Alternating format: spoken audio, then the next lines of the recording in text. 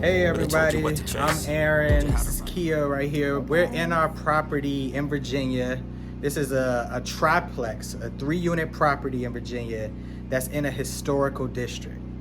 So when we say historical district, it automatically comes with a lot of red tape and a lot of problems that we have to make sure that we can get over, or hurdles to get the property done being renovated. Yeah, so we ran into so many issues with this one property, so we're gonna show you guys everything that's going on. All right, so the first issue that we ran into is the windows. Now, as Aaron stated, this is a house in a historical district, so basically the house has to maintain a certain uniform. So the issue with the windows is that they have to have a certain type. What's the type of window? Yeah, so it's like 4 different windows that they allow. They allow wood clad, aluminum clad, composite windows. So all of the windows that they allow are super expensive. You know, we usually use a vinyl window to do most of our properties, which is like usually around about $450. And this one is $1,100. Yeah, so we're talking about like 3 times the amount of money for this window versus the windows that we usually. So yeah, the windows are definitely an issue. The problem is there's 27 windows in this property, and they were saying that they wanted all of the windows to be that wood clad window that's $1,100 per window. We weren't gonna do that, so we went and fought with them, and there was a back and forth, and we ended up settling on we could do all of the side and all of the back windows vinyl windows. Yeah. And then we did the front windows be the wood clad or aluminum clad windows, which are $1,100. So we saved a lot of money, but we still end up spending, you know, an additional $3,000 somewhere in that neighborhood in windows that we weren't expecting to spend.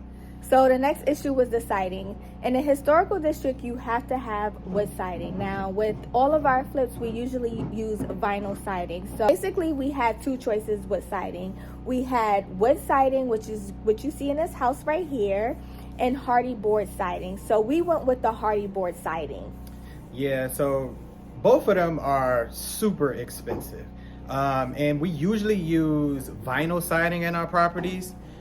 Historical district wouldn't allow us to use the vinyl siding. Vinyl siding is a lot more inexpensive than the hardy board siding that we use, but they actually look about the same. I'll show you hardy board siding in this video now, and then compare it to the vinyl siding that I'll show you in the video. There's not a big difference, but the hardy board siding, the material is more expensive, and then the labor to put it on is much more expensive. So with the vinyl siding, it usually locks into place, and you can just kind of have it go down the entire side of a house. With the hardy board siding, it actually has to be nailed into place all the way down and all the way up. So super expensive, much more expensive than normal, but we were able to get a deal on some hardy board siding from a guy, and we saved some money, but it did add about an additional $18,000 to our budget. Yeah. All right, so then it was deciding on the exterior of the home. Now, for us, the exterior is the most important thing because we want to put our personal touch on everything that we flip. And if you see some of our other properties, you see that we go with pretty bold colors, and it actually makes the neighborhood look so nice. It makes it look like, wow, who did that house? So with this house in a historical district, we went with the colors black and white. Yeah, so we use black as the main color and white as the trim color. Now in the historical district, they have only certain colors that you are allowed to use. And they fighted me with using the black because they said that the black was only approved to be a trim color. But it actually wasn't. It wasn't. So we read through their guidelines, and it never says that anywhere. It just says that black is an approved color. So when we met with the historical district, I told them that, and they agreed. They said that they couldn't really stop me from doing it black, And then they asked, who wants to have a black house though? We do. Exactly.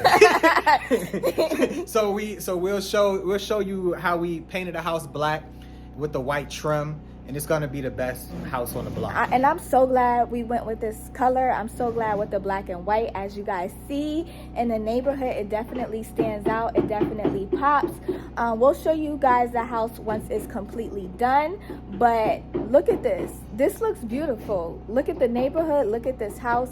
Look at how much happiness it brings to the neighborhood. A black house. Yeah, a black house. I like the way that sounds.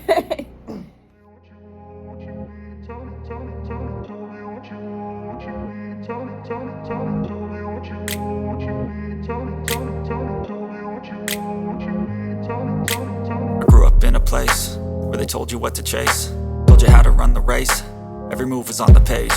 But I didn't like their way, had to fight and misbehave, had to find a way to change, had to leave to find my way.